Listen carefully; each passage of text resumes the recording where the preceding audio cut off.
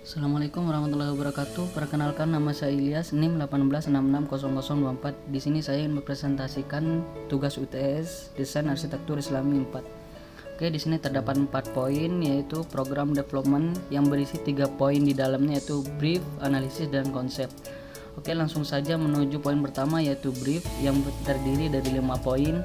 Yang pertama yaitu project profil, yang mana menjelaskan project saya yaitu sekolah menengah ke atas, tipe bangunan merupakan fasilitas pendidikan. Lokasi saya tersebut Sumberingin, Desa Sumberedem, Kecamatan Wonosari, tepatnya di Malang. Luas tapak yaitu 1,7 hektar. Dan pada gambar tersebut terdapat data keinginan ruang yang diinginkan oleh klien. Selanjutnya lanjut pada site studi.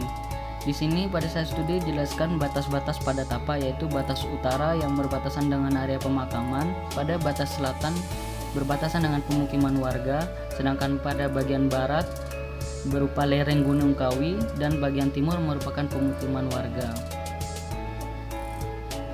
Selanjutnya kita lanjut pada isu.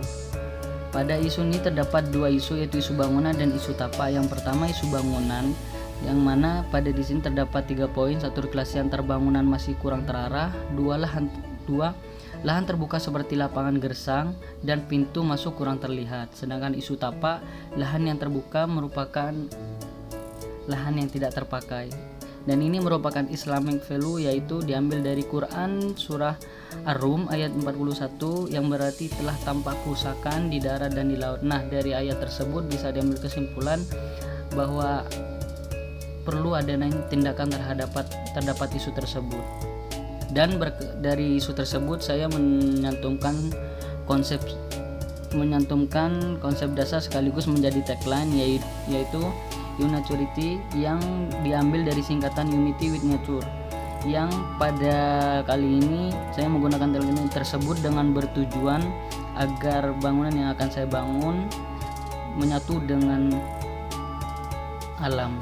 Kemudian lanjut pada analisis. Di sini analis terbagi menjadi 4. Yang pertama analis tapak, yang berisikan pertama regulasi. Pada regulasi ini saya memamatkan GSB sebagai area terbangun dan area sebagai entrance. Kemudian KDB saya menggunakan sebagai bangunan kelas dan bangunan yang lain. KDH sebagai taman dan area terbuka hijau.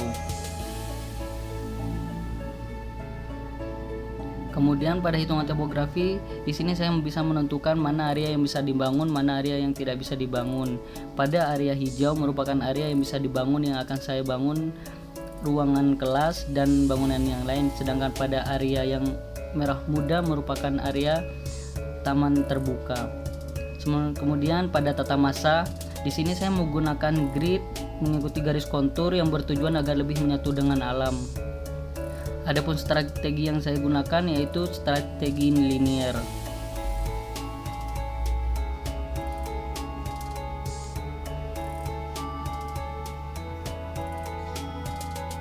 Kemudian pada sirkulasi bisa dilihat pada poin pertama, yaitu sirkulasi pedestrian atau pejalan kaki, yang dilambangkan dengan alur hitam yang merupakan alur pejalan kaki yang bermulai dari entrance. Kemudian ini merupakan klimatologi. Jadi yang pertama respon terhadap air matahari, yaitu penggunaan secondary skin, kemudian pemberian pohon sebagai peneduh, atap green roof untuk mereduksi panasnya cahaya matahari. Kemudian ada juga respon terhadap hujan seperti miringnya atap untuk mengalirkan air hujan, terdapat drainase juga, dan terdapat respon terhadap angin, yaitu bukaan dominan pada bagian yang datangnya arah angin. Kemudian ini merupakan sensori, yaitu view dan kebisingan. Untuk view saya mengorientasikan bangunan saya menghadap ke arah barat, karena untuk view terbagus pada saya tersebut yaitu mengarah ke barat karena langsung tertuju pada alam. Sedangkan dari hasil semua di sini bisa dilihat vegetasi yang akan saya letakkan pada site tersebut.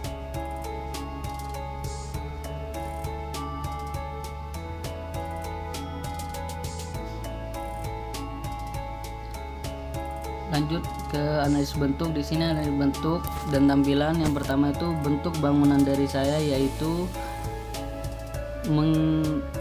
seperti tangga untuk mengikuti bentuk kontur, yaitu menggunakan split level. Juga respon terhadap view orientasi bangunan dihadapkan ke arah barat laut. Terus terdapat respon terhadap matahari. Yang pertama itu bagian depan menggunakan secondary skin. Kemudian untuk merespon angin tetap memberi bukaan. Dan pada masa kedua ini saya menggunakan bentuk dasar kotak untuk memaksimalkan ruang. Juga di sini saya menggunakan atap perisai sebagai respon terhadap iklim tropis.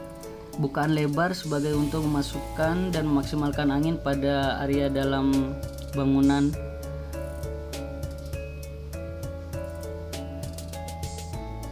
Lanjut pada analis ruang. Pada analis ruang di sini saya memakai tipe warna, beberapa warna. Yang pertama yaitu warna orange, warna biru, warna ungu, warna pink, dan warna merah. Pada gambar berikutnya akan saya jelaskan detail warna tersebut. Pada warna merah di sini seperti kamar mandi bersifat privat. Pada area warna kuning merupakan kelas yang bersifat semi privat. Selanjutnya pada bagian warna biru hijau merupakan semi privat seperti ruang BK dan ruang guru berukuran 60 meter persegi, juga ada yang berukuran 25 meter persegi.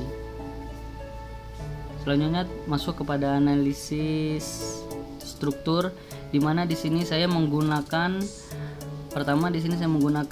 pondasi Strauss agar tidak banyak lahan yang saya gali jika saya menggunakan pondasi yang lain. Di sini juga saya menggunakan atap plana untuk respon terhadap iklim tropis. Oke, setelah mengenal analisis, di sini saya menentukan konsep, yaitu konsep dasar saya tetap seperti tagline, yaitu neutrality, menyatu dengan alam. Yang pertama di sini terdapat konsep tapa, yang dimana pada konsep tapa, agar konsep saya lebih menyatu dengan alam, di sini saya menggunakan tanaman boxwood sebagai pagar, menerapkan split level agar minimalisir perubahan pada site, dan pada area depan dan belakang saya menaruhkan taman, dan pada area yang lain saya seperti pagar, saya menggunakan pagar tumbuhan. Oke, selanjutnya itu konsep bentuk. Di sini konsep bentuk berbentuk dasar kotak untuk memaksimalkan ruang. Kemudian agar sesuai dengan konsep, saya menggunakan atap perisai sebagai respon terhadap iklim tropis. Di sini saya juga menggunakan material-material alam seperti batu alam dan parket kayu pada lantai agar bisa mendapatkan nuansa alam pada bangunan. Oke, lanjut yaitu pada konsep ruang. Di sini untuk konsep ruang saya melakukan beberapa strategi. Yang pertama itu penataan ruang yang ditata secara linier untuk mempermudah pengguna. Kemudian penggunaan material-material alami seperti parket kayu pada lantai untuk mendapatkan nuansa alam, dan menerapkan sebagian ruang konsep terbuka agar bisa lebih merasakan alami di dalam ruangan. Kemudian yang terakhir yaitu konsep struktur pada bangunan, yaitu di sini saya menggunakan sistem split level agar bisa mengikuti kontur. Juga saya menggunakan pondasi Strauss agar lebih bisa mudah, dan saya menggunakan struktur atap plana. Oke, terima kasih presentasi dari saya. Kurang lebihnya saya minta maaf. Assalamualaikum warahmatullahi wabarakatuh.